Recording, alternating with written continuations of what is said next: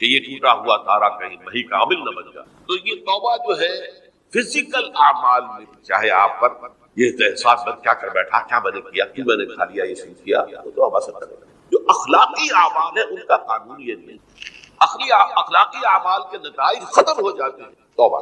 یہ ایک بہت بڑا کام ہے، بہت بڑا کام۔ ایسا نہیں ہے کہ کسی گناہ سے انسان کی فطرت میں کوئی ایسی مستقل کجی واقع ہو جائے کہ جس کی اصلاح کی صورت ہی نہیں۔ بڑے سے بڑے توبہ کرو، خلوص دل سے کرو، جو اس کے اصول ہیں، جو اس کے قواعد ہیں، جو اس کے ضوابط ہیں، جو اس کی شرائط ہیں کو پورا کرو۔ تو بڑے سے بڑے اعمال، برے سے برے اعمال، میں حدیثیں آج آپ کو سناؤں گا، حیران کروں، کیونکہ عام طور پر یہی ہوتا ہے کہ مواعظ میں چونکہ لوگوں کو اصلاح کی ترغیب دلانی ہے تو وہ جو انذار کا پہلو ہے اسے زیادہ نمایاں کیا ہے اللہ کی طرف سے، شدید ذو انتقام، اللہ انتقام دے گا، اللہ سزا دے گا۔ لیکن یہ دوسرا پہلو جو ہے وہ بھی اپنی جگہ پر بہت اہمیت کہ طبیعی اعمال کے نتائج اور عواقب اور اخلاقی اعمال کے نتائج و عواقب کی ایک جیسے۔ اب اس معاملے میں تاریخ مذاہب عالم میں جو بہت بڑی تورات میں حضرت آدم اور حوا علیہ السلام سے جو غلطی اور خطا ہو گئی تھی، آپ نے اندازہ کیا کیا مقام اللہ نے عطا کیا تھا، سارے فرشتوں کو ان کے سامنے سجدہ کروا دیا، اور ایک ہی حکم تو دیا تھا نا کہ اس درخت کے قریب نہ جانا،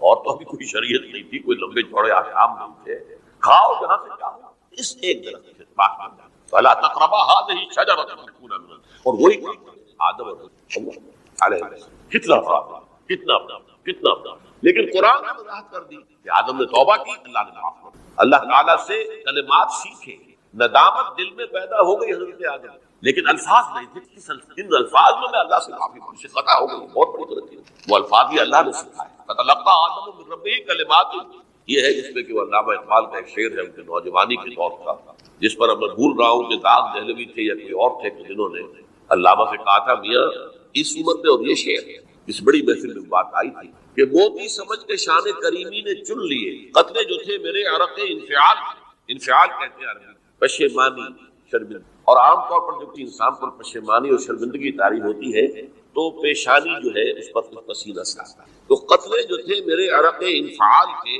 موتی سمجھ کے شان کریمی لیے، اللہ کی نگاہ میں ان کی اتنی قیمت، ان کی اتنی وقت میرے بندے نے پشیمانی اختیار کی ہے، اپنے اس غلط کام کی وجہ سے رنج اور افسوس ہو رہا ہے، تو اللہ کی نگاہ میں اس کی یہ عظمت، یہ تو اللہ تعالیٰ نے جب حضرت آدم کے دل میں وہ پشیمانی پیدا ہو گئی تو الفاظ نہیں تھے، کن الفاظ میں ہم کہتے ہیں نا کہ مجھے سمجھ نہیں آ رہا کہ میں کس منہ سے آپ سے بات کروں، میری یہ حیثیت نہیں ہے، میں کن الفاظ میں اپنی جو ہے خطا کا اعتراف کروں، تو اللہ نے وہ کلمات خود سکھا دیے، فتلقى آدم من کلمات فتاب علیہ انہ هو التواب الرحیم۔ یہ چیز کہیں تورات جب دوبارہ مرتب ہوئی ہے تو وہ نکل گئی، اس میں رہ گئی، باقی اس میں شامل ہوئی۔ یہ تاریخی اعتبار سے جان لیجئے، تورات جو ہے وہ آج سے 2500 بلکہ 2600 برس قبل سے دنیا سے غائب ہے۔ یہ تورات کا جو نسخہ تھا یروشلم میں 587 قبل مسیح میں جب نبوکدنضر، شاید آج کل آپ دیکھ رہے ہیں یہ عراق کی جنگ میں عراق کے جو خاص ڈویژن ہیں عراقیوں ریپبلکن گارڈز کے، ان میں سے ایک کا نام جو ہے وہ نبوکدنضر ڈویژن، ایک کا حمورابی جو ہے عراق کا بہت پرانا بادشاہ تھا، اور تاریخ انسانی میں سب سے پہلا قانون حمورابی، یہ بہت پرانی تہذیب ہے، دنیا کی غالباً سب سے زیادہ اینشنٹ تہذیب جو ہے وہ عراق کی، حضرت ابراہیم یہی پیدا ہوئے شہر اردو۔ تو نبوکدنضر نے جب تباہ کیا تھا یروشلم، 6 لاکھ آدمیوں کو قتل کیا اور 6 لاکھ کو قیدی بنا کر لے گیا بیبیلونیا، بابل کا لفظ آج کل آ رہا ہے، کسی زمانے میں وہ عظیم شہر تھا دنیا کا، وہ معمولی سا شہر رہ گیا، نئے شہر بڑھ گئے۔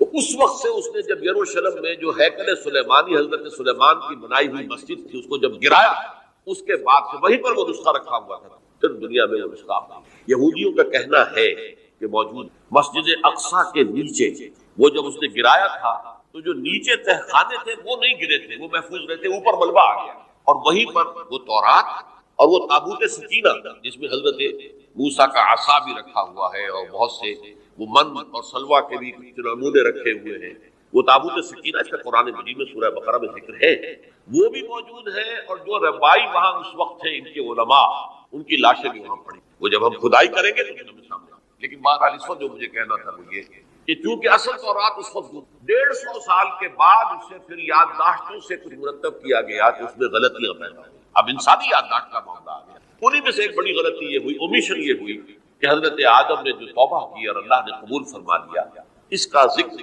اس سے نتیجہ عیسائیوں نے کیا اختیار کیا یہ وہ اوریجنل سن کہتے ہیں اسے، وہ ابتدائی گناہ تھا عظیم جو ہمارے جد امجد آدم سے سرزد ہوا تھا. اس گناہ کا اثر جو بھی بچہ نسل آدم میں پیدا ہوتا ہے وہ لے کر آتا ہے. یہ زمین و آسمان کا فرق ہے. اسلام کے نزدیک ہر بچہ جو پیدا ہوتا ہے وہ معصوم ہے بلکہ مسلم ہے. کل مولود یولد علی الفطرہ، جو بھی بچہ پیدا ہوتا ہے وہ فطرت اسلام پر پیدا ہوتا ہے. فابواہ یحودانہ او یمجسانہ او ینصرانہ، یہ تو والدین ہیں کہ جو اسے مجوسی یا عیسائی یا یہودی بنا لیتے ہیں، ورنہ وہ تو مسلمان ہوتا ہے، فطرت کی کلین سلیٹ لے کر آتا ہے. عیسائیت کہتی ہے ہر انسان جو پیدا ہوتا ہے بنیادی طور پر گناہگار ہے، اپنے جد امجد کے گناہ کا بوجھ لے کر آ. اب اس کا علاج انہوں نے پھر کیا تجویز کیا، یہ ہے کہ ایک غلطی پر دوسری غلطی اور دوسری پر تیسری غلطی. خشت اول تو نہد بیمار کج تاثریہ بھی رود دیوار کج. اب اللہ نے جب دیکھا اب ہر بندہ جو ہے آدم کی اولاد کا بنیادی طور پر پیدائشی طور پر گناہگار ہے، تو اب کیا کیا جائے؟ تو اللہ نے اپنا اکلوتا بیٹا، سلبی بیٹا مسیح یسوع اسے زمین پر بھیجا. یہ الفاظ میرے ہیں کہ اسے قربانی کا بکرا بنا کر اور ان سب کی طرف سے قبول کر لیا، گناہگاروں کی طرف سے، کہ ان کے گناہ کا کفارہ ہو جائے گا جو عیسیٰ کو مانا. یہ عقیدہ ہے عیسائی. جڑ کیا ہے کہ گناہ ہو گیا تو گناہ کا اثر تو رہے گا. قرآن یہ کہتا نہیں اللہ دھو دے، تمہاری سیرت و کردار کے اوپر بھی جو داغ ہیں دھل جائیں گے اور تمہارے نامہ اعمال میں جو دھبے ہیں وہ بھی دھل جائیں گے. توبہ کرو، توبوا الی اللہ توبہ نصوحا، کرو وہ توبہ کے بالکل خلوص دل کے ساتھ. اب میں ذرا آپ کو کچھ احادیث، ایک طرح کا یہ تبشیر کا پہلو ہے آج ہماری گفتگو میں کہ جو نمایاں ہوگا. یہ بات احادیث تو چھوٹی چھوٹی ہے اور یہ بہت مرتبہ میرے گفتگو میں آ چکی ہے، صرف اس وقت حوالہ دے کر گزر جاؤں گا. یہ ترمذی اور ابن ماجہ میں حضرت انس بن مالک رضی اللہ تعالی عنہ سے روایت ہے. حضور نے فرمایا کل بنی آدم خطاؤون وخیر الخطائین التوابون. تمام بنی آدم خطا کار ہیں. خطا کار بھی نہیں، بہت خطا کار ہیں، بہت خطا کار. لیکن ان خطا کاروں میں بہتر لوگ وہ ہیں جو خوب توبہ کریں. غلطی ہو گئی توبہ کریں. اور ایک اور حدیث میں آپ کو بتاؤں گا کہ یہ نہیں ہے کہ پھر کبھی وہ غلطی نہ ہو. اس وقت آپ یہ لگا لیں اپنے اوپر یہ کام میں نے نہیں کیا اور ایک دفعہ وہ کام چھوڑ دیں تو توبہ ہو گئی. پھر اگر کچھ عرصے کے بعد پھر کہیں آپ اس بات کی رو میں بہ گئے، پھر کہیں کوئی برے اثرات جو ہے وہ پڑے، پھر غلطی بات پھر ہو گیا، تب واپ اسی لیے کا بار بار توبہ کرو. تو کل بنی آدم خطاؤون وخیر الخطائین. دوسری حدیث یہ بھی ابن ماجہ اور بہقی میں ہے، حضرت عبداللہ ابن مسعود رضی اللہ تعالی عنہ، التائب من ذنب کمن لا ذنب. گناہ سے توبہ کرنے والا ایسے ہے جیسے اس نے کبھی گناہ کیا ہی نہیں. دھل جاتی ہے تختی، دھل گئی. بچے نے تختی لکھی تھی اس کو دھو دیا، ختم. ایک حدیث تو پڑھ کر میں بھی چونکا. یہ اصل میں اسلوب ہے بیان کا، بتانے کے لیے کہ تمہارے دلوں کے اندر مایوسی کا غلبہ. مایوس اصل میں جو ہے مایوسی یہ ابلیسیت ہے، نوٹ کر لیجیے. مایوسی ابلیسیت کی کا عکس مبلس کہتے ہیں جو مایوس ہو گیا. ابلیس سب سے بڑھ کر مایوس ہے، اسے معلوم میرا چھٹکارا تو نہیں، لہٰذا میں جتنوں کو اپنے ساتھ لے کر جہنم میں جھونک دوں یہی میری کمائی ہے، میں نے تو بچنا نہیں. تو ابلیس کیسی ہے؟ جو انتہائی مبلس، جو رحمت خدا بندی سے. اب اس کو دور کرنے کے لیے حدیث سنیے، اور یہ حدیث مسلم شریف کی ہے، صحیح ہے. حضرت ابو ہریرہ سے حضور فرماتے ہیں والذی نفسی بیدہ، قسم ہے اس ذات کی جس کے ہاتھ میں میری جان ہے، لو لم تذنبوا، اگر تم لوگ گناہ نہ کرتے، لذهب اللہ بکم، تو اللہ تعالیٰ تمہیں لے جاتا کہیں اور، ولجاء بقوم یذنبون، اور پھر کسی ایسی مخلوق کو پیدا کرتا ہے جو گناہ کرتے، فیستغفرون اللہ، پھر وہ اللہ سے استغفار کرتے، توبہ کرتے، فیغفر لہم، اور اللہ تعالیٰ انہیں معاف کرتا. تو میں نے عرض کیا کہ یہ بات چیز ہوتی ہے کہ جن کا واقع سے کوئی تعلق نہیں ہوتا، لیکن ایک زور بیان کے لیے ایک بات کو ایمفیسائز کرنا، جیسے قرآن مجید میں آتا ہے اے نبی کہہ دو ان کان للرحمن ولد فانا اول العابدین، اگر اللہ کا کوئی بیٹا ہو تو میں سب سے پہلے جب میں اللہ کو پوچھتا ہوں تو اللہ کا اگر کوئی بیٹا ہوتا تو کیا میں اسے نہ پوچھوں؟ لیکن نہیں ہے. اب یہ نہیں ہے، نفی کے لیے زور دیا کہ اگر اللہ کا کوئی بیٹا ہو، لو کان للرحمن ولد فانا اول العابدین. اسی طرح یہ ہے کہ اگر انسان گناہ نہ کرتے اور گناہ کے بعد توبہ کر کے اللہ تعالیٰ کی شان غفاری کا ظہور نہ ہوتا. یہ بھی ایک عجیب فلسفے کی بات ہے. اللہ نے یہ کائنات کیوں پیدا کی؟ قرآن مجید میں اس کو براہ راست ایڈریس میرے علم کیا. ہو سکتا ہے کہیں بہت خفی انداز میں ہو اور ابھی تک میری نگاہ سے بھی جو ہے وہ چھپا رہ گیا. قرآن مجید کے غامض مقات ایسے ہو. کوئی شخص، میں تو کہتا ہوں کہ اگر کوئی شخص کہتا ہے، میرے بارے میں ایک عالم دین نے کہہ دیا تھا کہ اسے قرآن پر بڑا عبور حاصل ہے، تو میں نے انہیں پیغام پہنچایا جن صاحب نے مجھے ان کا جملہ سنایا تھا کہ آپ نے قرآن کی توہین کی. قرآن پر عبور کسی انسان کو، عبور کا مفہوم کیا ہے؟ دریا کے دو کنارے ہیں، آپ اس کنارے سے اس کنارے چلے گئے تو آپ نے عبور کیا دریا۔ قرآن کے کنارے ہے ہی نہیں، لا پیدا کنار۔ لہذا یہ کہہ دینا کسی کے بارے میں کہ قرآن مجید، اب انہوں نے تو ایک طرح سے میری تعریف کی تھی، میرے ایک ساتھی سے جملہ کہا تھا، ان کے وہ عزیز تھے، تو گویا کہ وہ جو میری تنظیم میں تھے ان کو خوش کرنے کے لیے کہہ دیا ہو یا جو بھی ہو، ان کے دلی جذبات ہو سکتا ہے کہ میں نے کہا انہیں یہ میرا پیغام پہنچا دیجیے، آپ نے قرآن کی توہین، قرآن پر عبور کسے؟ نہ معلوم کتنے مقامات ہیں جہاں امام راضی بھی کھڑے ہوئے ایسے نظر آتے ہیں دہشت زدہ، اعلم ان هذا المقام مقام غامض مہیب عمیق، ہوشیار کے رہ پردم تیغ قدم رہا، ہوشیار ہو جاؤ، یہ بڑا خطرناک ہے، بہت مشکل مقام ہے، اس کے تہ تک پہنچنا ممکن نہیں۔ سورہ حدید کی آیت هو الاول والآخر والظاہر والباطن پر یہ الفاظ ہیں جو امام راضی نے، تو اس لیے میں آپ سے عرض کر رہا ہوں کہ یہ کہنے کا انداز ہے، والذی نفسی بیدہ لو لم تذنبوا، اس ہستی کی قسم جس کے ہاتھ میں میری جان ہے، اگر تم گناہ نہ کرے، تو میں عرض کر رہا تھا تو اللہ کی شان غفاری کیسے ظاہر ہوتی؟ اللہ نے کائنات کیوں پیدا کی؟ کنت کنز مخفیا فاحببت ان اعرف فخلق الخلق۔ محدثین کرام اگرچہ حدیث کی سند کو پختہ نہیں مانتے، لیکن اکثر مفسرین نے اس کو تسلیم ہے، علامہ آلوسی نے تسلیم کی کہ میں ایک چھپے ہوئے خزانے کے مانند تھا۔ اب خزانہ کہیں پڑا ہے، اس کا کیا حاصل کیا ہے؟ وہ تو کہیں کھلے کسی کے پاس جائے کہ اسے فائدہ اٹھائے تب تو فائدہ ہوا۔ تو کن تو کنز مخفیا، میرے اندر طاقت تھی، قوت تھی، خلاقی تھی، میری شان ساری میرے اندر ہی اندر تھی۔ کن تو کنز مخفیا فاحببت ان اعرف، تو میں نے یہ چاہا کہ مجھے پہچانا جائے، فخلقت، تو میں نے خلق کی تخلیق کی، اب مجھے پہچانو اس کائنات میں، یہ میری تخلیق ہے، آؤ دیکھو۔ ایک مصور اپنی تصویروں کی نمائش لگا، دیکھو میرے شاہکار، آؤ دیکھو، یہ میرے فن کے کمال کے نمونے، آؤ دیکھو، یہ ہے سب دیکھو، زمین آسمان، ان فی خلق السماوات والارض واختلاف اللیل والنہار والفلک التی تجری فی البحر بما ينفع الناس وما انزل اللہ من السماء من ماء فاحیا به الارض من بعد موتها۔ یہ ساری آیات ہیں محترم، اور اسی لیے انسان کو پیدا کیا جس میں یہ فیکلٹی آف اپریسیشن، اللہ کے حسن و جمال و کمال کو پہچاننے کی صلاحیت ہے، ورنہ ظاہر بات ہے کہ یہ جمادات کیا پہچانیں گے، پہاڑ کیا پہچانے گا؟ اللہ کو پہچاننے کی صلاحیت انسان ہے۔ یہ چونکہ ایک فلسفہ ہے باقاعدہ کہ اللہ نے تعالیٰ، اسی سے میں کہہ رہا ہوں اگر گناہ نہ ہوتا اور پھر توبہ نہ ہوتی اور میں اس کو معاف نہ کرتا تو میری شان غفاری کا ظہور کیسے ہوتا؟ میری شان ہے، غفار بھی ہوں، ستار بھی ہوں، اس کا ظہور کیسے؟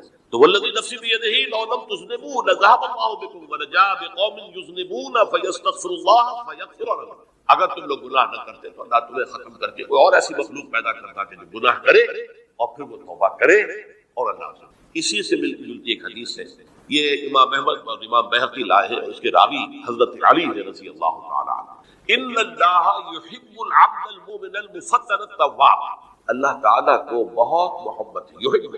اب دیکھیے ایک طرف وہ آیات ذہن میں لائی، اللہ تعالیٰ کن سے محبت کرتا ہے؟ واللہ یحب المحسنین، یا وہ لوگ ان اللہ یحب الذین یقاتلون فی صفا کانہم بنیان مرصوص، اللہ محبت کرتا ہے اپنے ان بندوں سے جو اس کی راہ میں جنگ کرتے ہیں صفے باندھ کر، گویا سیدھا پلائی ہوئی دیوار ہے۔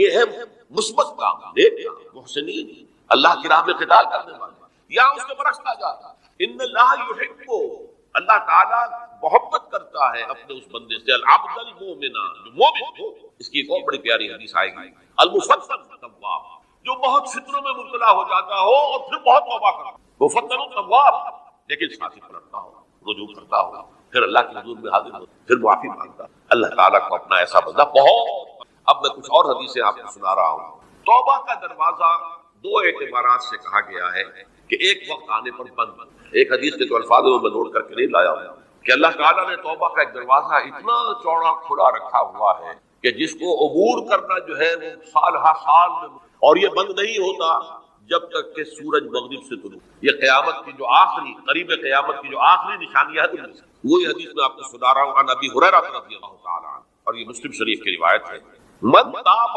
قبل ان تطلع الشمس من مغربها تاب اللہ علیہ، سورج کے مغرب سے طلوع ہونے سے قبل تک جو لوگ توبہ کریں گے اللہ تعالیٰ ان کی توبہ قبول۔ البتہ جب وہ قیامت کی وہ نشانی ظاہر ہو جائے کہ سورج مغرب سے طلوع ہو رہا ہے، اب دروازہ توبہ کا، اب اس کے بعد اگر توبہ کوئی کرتا ہے تو اللہ تعالیٰ اس کی توبہ کو قبول۔ یہ تو اجتماعی سطح پر، انفرادی سطح پر۔ عن عبداللہ بن عمر رضی اللہ تعالی عنہما عن النبی صلی اللہ علیہ وسلم قال ان اللہ عز وجل يقبل توبۃ العبد ما لم يغرغر۔ یہ ترمذی میں ہے، حضرت عبداللہ ابن عمر رضی اللہ تعالیٰ عنہما سے کہ اللہ تعالیٰ اپنے بندے کی توبہ قبول کرتا ہے جب تک کہ وہ جسے ہم کہتے ہیں گھنگرو نہ بولنے لگے حلق کے اندر، جبکہ نزع عالم نزع ہو اور جان جو ہے وہ آ کر پھر یہاں اٹکتی ہے، تو اس وقت تک دروازہ کھلا ہے۔ لیکن جب یہ شکل ہو گئی تو دروازہ بند۔ یہ انفرادی سطح پر ہو گیا، جب آپ کے موت کے آثار اتنے واضح ہو گئے کہ اب جا رہے ہیں، اب توبہ کریں نہیں توبہ۔ اجتماعی سطح پر جب قیامت جو ہے اس کی وہ گھڑی آ گئی کہ سورج مغرب سے شروع ہو گیا، اب توبہ کا دروازہ۔ ایک اور حدیث ہے جو میں نے بہت مرتبہ اس کا ترجمہ تو آپ کو بہت دفعہ سنایا ہے، آج میں چاہتا ہوں اس کو پورے متن کے ساتھ آپ کے سامنے۔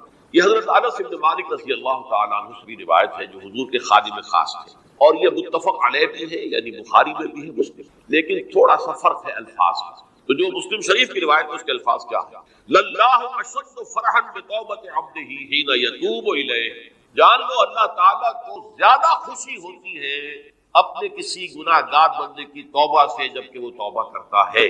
کس سے زیادہ ہوتی ہے؟ اب اس کی ایک تمثیل، من احدکم، ایک ایسے شخص سے بھی زیادہ بڑھ کر خوشی ہوتی ہے کان علی راحلتہ بارض الفلات، کہ جو بہت دور دراز کے سنسان علاقے میں سفر کر رہا تھا، فانتحرفت منہ، اس کی سواری جو ہے گم، وعلیہا طعامہ وشرابہ، اسی پر اس کا کھانا بھی تھا اور پانی بھی، اونٹنی پر سفر کر رہا تھا، اسی پر ہوتا ہے راحلہ جو ہے راستے کا سامان۔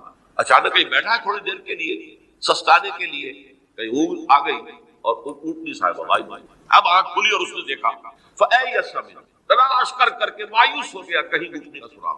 اب ظاہر بات ہے کسی صحرا میں یہ کیفیت، اس کا مطلب کیا ہے؟ یقینی موت۔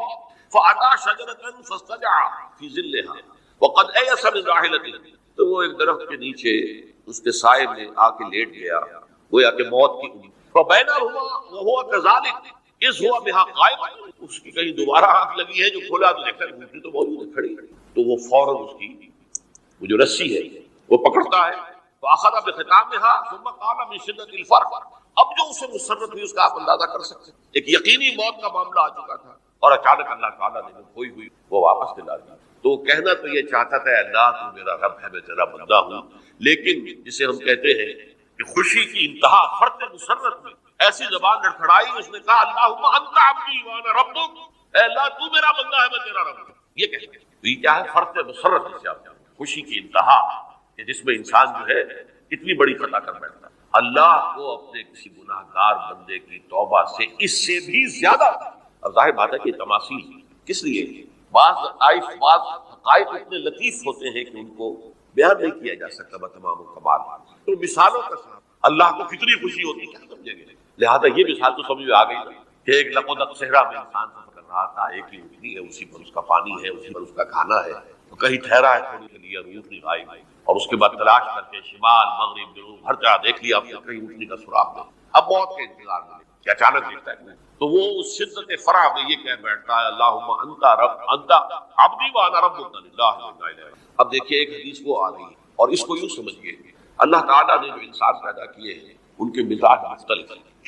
ان میں کچھ لوگ ہوتے ہیں جو قوی ہوتے ہیں ارادے کے، جو فیصلہ کر لیا جائے، کچھ لوگوں میں وہ قوت ارادی تھی، وہ ادھر ادھر سوچتے ہیں، کچھ لوگ جسمانی طور پر بہت توانا ہوتے ہیں، کچھ لوگ جسمانی طور پر پیدائشی طور پر۔ تو اگر کوئی قوت ارادی کمزور رکھنے والا شخص، وہ بھی تو اللہ کی تخلیق ہے، اللہ کا بندہ ہے، خطاؤں کا ظہور، توبہ کرتا ہے، پھر کچھ عرصے کے بعد پھر خطا کا ظہور ہو جاتا ہے، پھر توبہ کرتا ہے، تو ہم تو یہ سمجھیں گے کہ ایک حد کے بعد پھر اس کی توبہ قبول نہیں ہونی چاہیے۔ لیکن حدیث سنیے، وعن ابی ہریرہ رضی اللہ تعالی عنہ قال قال رسول اللہ صلی اللہ علیہ وسلم ان عبدا اذنب ذنبا، یقیناً ایک بندہ جو ہے وہ ایک گناہ کرتا ہے، فقال، پھر وہ کہتا ہے رب، اے میرے پروردگار، اذنبت فاغفر، مجھ سے گناہ ہو گیا ہے مجھے معاف۔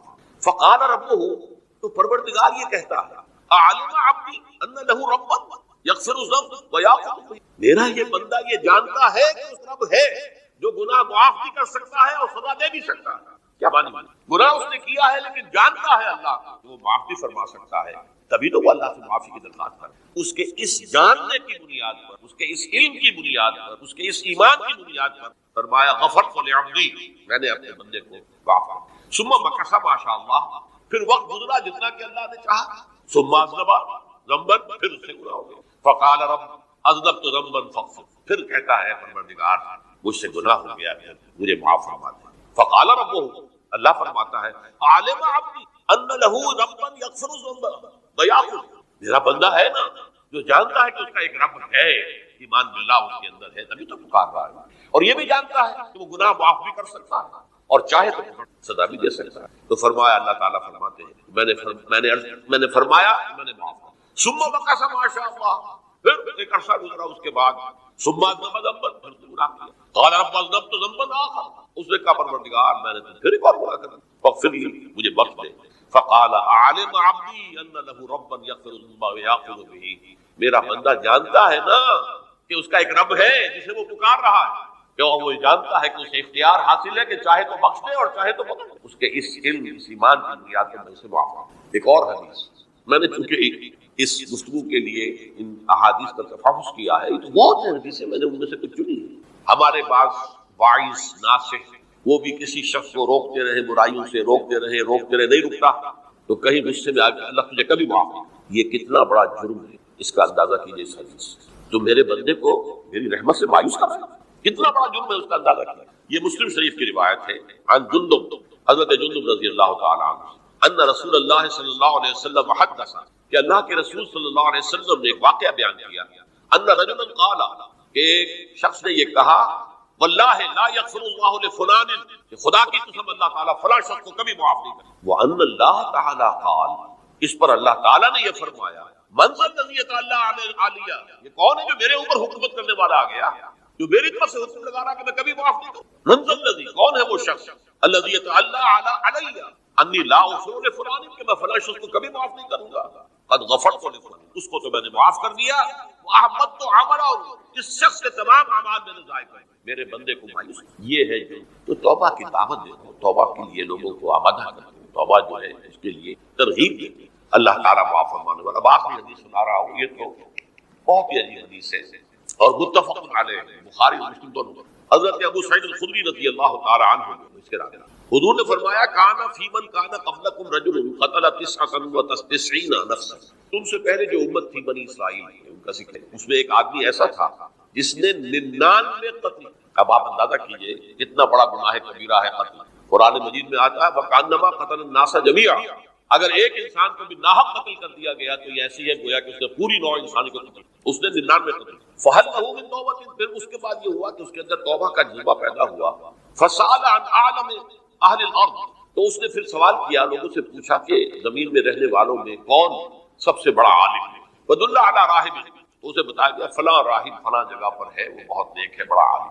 فَأَتَاهُ، وہ اس کے پاس آیا، فَقَالَ أَنَّهُ قَتَلَ 99 نَفْسًا فَهَلْ لَهُ مِن تَوْبَةٍ، انہوں نے کہا دیکھیے راہب صاحب، میں نے 99 انسان قتل، اب مجھے یہ بتائیے کہ میرے لیے توبہ کا کوئی امکان ہے؟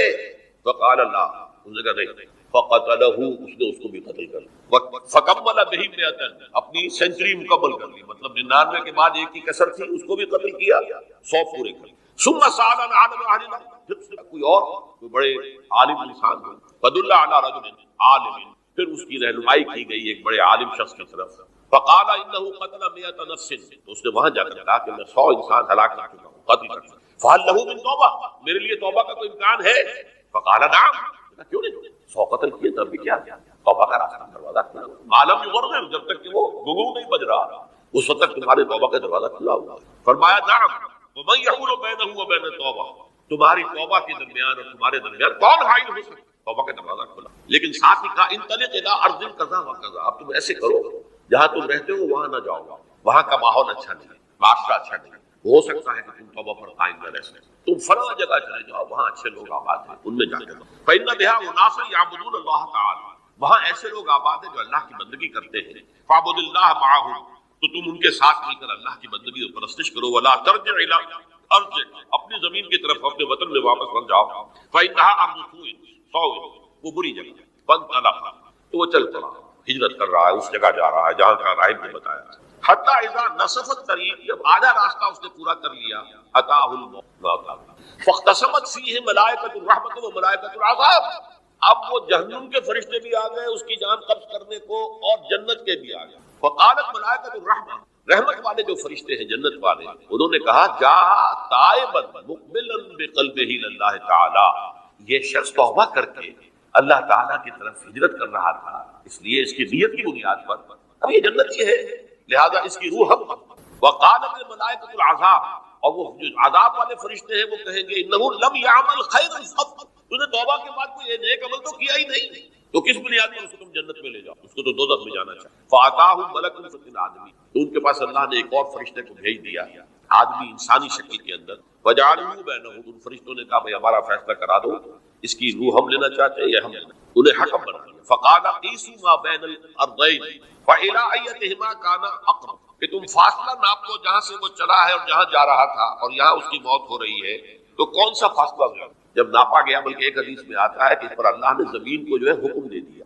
ایک طرف والی زمین تو سکڑ جا، دوسری والی جو ہے تو پھیل جا، تاکہ وہ جدھر جو جا رہا تھا وہ زیادہ قریب ہو جائے بنسبت اس کے کہ جہاں سے وہ چلا تھا۔ تو اس فیصلے پر پھر جو فرشتے تھے جو کہ رحمت کے فرشتے تھے وہ اس بندے کو لے گئے جنت۔ یہ ہے توبہ کی عظمت اور تاثیر۔ اب آئیے اجتماعی توبہ کا طریقہ کار جو میں نے بہرحال بیان کیا ہے۔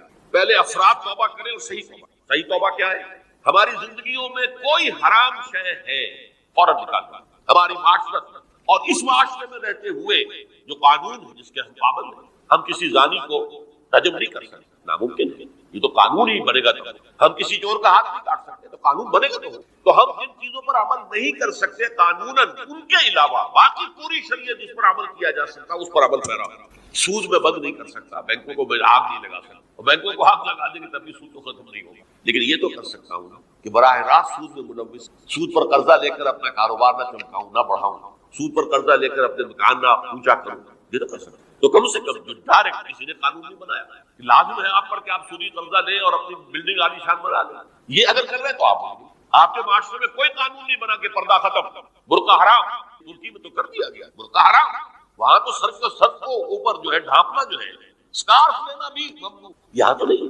پھر یہاں جنہوں نے چھوڑا ہے مجرم خود ہے، یہاں تو اللہ کا شکر ہے کوئی ایسا مصطفیٰ کمال پیدا آج تک نہیں ہوا ہے کہ جس نے اس چیزوں کا حکم دیا۔ ہاں ترغیب ہے، ذرائع ابلاغ کے ذریعے، فحاشی ہے، اریانی ہے، لیکن چوز آپ خود کریں، فیصلے کا اختیار آپ کا آپ کا۔ تو جن چیزوں کے اندر بھی گناہ سے بچنے کا امکان ہے اس کو عملاً ترک کیا جائے، اور نمبر 2 عزم مصمم کر لیا جائے کہ اللہ اب بقیہ زندگی جتنی بھی ہے اس میں اپنی توانائیاں، اپنی قوتیں، اپنی صلاحیتیں سر کروں گا تیرے دین کی تبلیغ اور تیرے دین کے قائم کرنے کی جدوجہد۔ یہ لوگ اگر 14 کروڑ میں 14 لاکھ بھی ہو جائے، بہرحال 2-4 کی توبہ کرنے، ملک کی قسمت نہیں، معتدل تعداد میں یہ لوگ اگر ایسے ہو جائیں اور پھر یہ کہ وہ مل کر اگر زور لگائیں تو واقعی شریعت اسلامی کا نفاذ ہو سکے، اللہ کا نظام قائم کیا جا سکے۔ یہ ملک بنایا اسی لیے گیا۔ تو یہ توبہ کا جو ہے اجتماعی توبہ کا یہ پوری تفصیل سے میں بارہا بیان کرتا ہوں۔ یعنی 2 شکلیں ہو گئی، جیسے عورت کی جو عدت ہوتی ہے، فرض کیجئے کہ طلاق دی گئی تو ایک عدت تو یہ ہے کہ 3 ماہ جو ہے یا 3 حیض آ گئے، لیکن اگر وہ اگر حاملہ ہے تو وضع حمل تک وہ عدت رہے گی۔ اسی طریقے سے جن لوگوں کا کوئی میعاد مقرر نہیں تھی ان کے لیے 4 مہینے مقرر کر کے اور ان کے معاہدوں کا اعلان کر دیا۔ جن کی میعاد مقرر تھی کہا کہ جیسے ہی میعاد ختم ہوگی پھر معاہدہ نہیں ہوگا، اب یہ رینیو نہیں ہوگا، لیکن یہ کہ اس مدت کی تکمیل کر دی جائے گی۔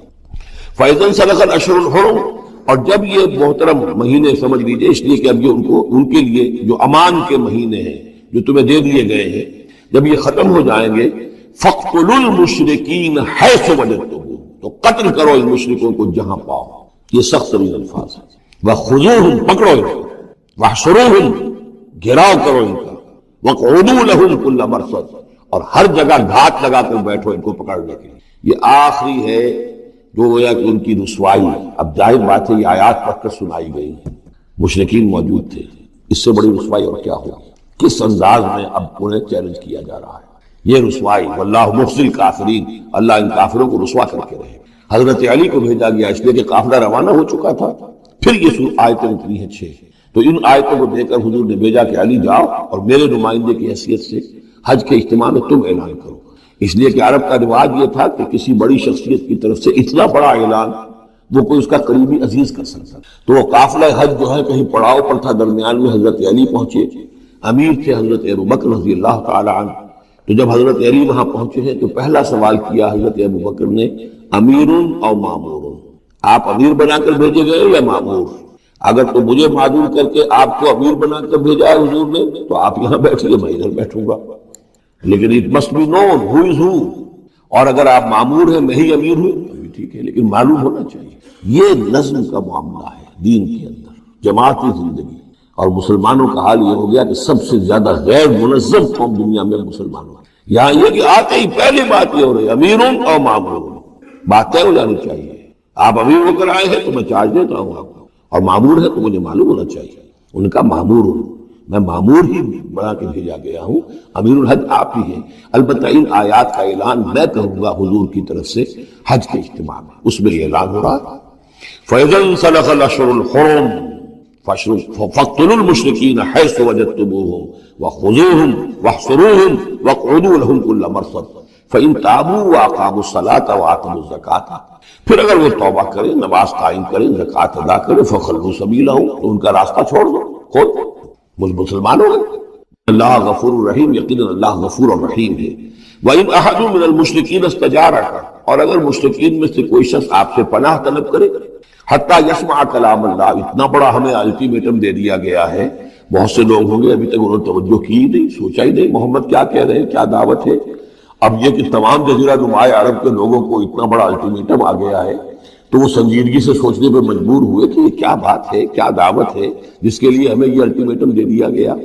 تو اگر ان میں سے کوئی آپ سے امن مانگے، امان مانگے، پناہ طلب کرے تاکہ وہ آپ کے پاس آ کر اللہ کا کلام سنے، حتیٰ یسمع کلام اللہ، یہ آیت میں نے کوٹ کی تھی تعارف قرآن میں کہ قرآن اللہ کا کلام ہے، وہ اس حوالے سے حتیٰ یسمع کلام اللہ، یہاں تک کہ وہ آپ کے پاس آئیں، اللہ کا کلام سنیں، ثم ابلغہ مأمنہ، پھر انہیں ان کی امن کی جگہ پر پہنچا دیں۔ یہ نہ ہو کہ وہی کہ اب کرو فیصلہ، اسلام قبول کرتے ہو نہیں کرتے ورنہ تمہاری گردن اڑاتے، نہیں، وہ امان لے کر آیا تھا، کلام اللہ سننا چاہتا تھا، اب فیصلہ وہ جو بھی کرے لیکن اس کو جا کر اپنے گھر اس کے امن کی جگہ تک پہنچا دو۔ ثم ابلغہ مأمنہ ذالک بانہم قوم لا یعلمون، اور یہ اس لیے کہ یہ لوگ ہیں کہ علم نہیں رکھتے، انہیں پتہ ہی نہیں ہے، یہ ابھی تک غافل ہی رہے، انہوں نے سنجیدگی سے سوچا ہی نہیں ہے کہ یہ دعوت کیا ہے۔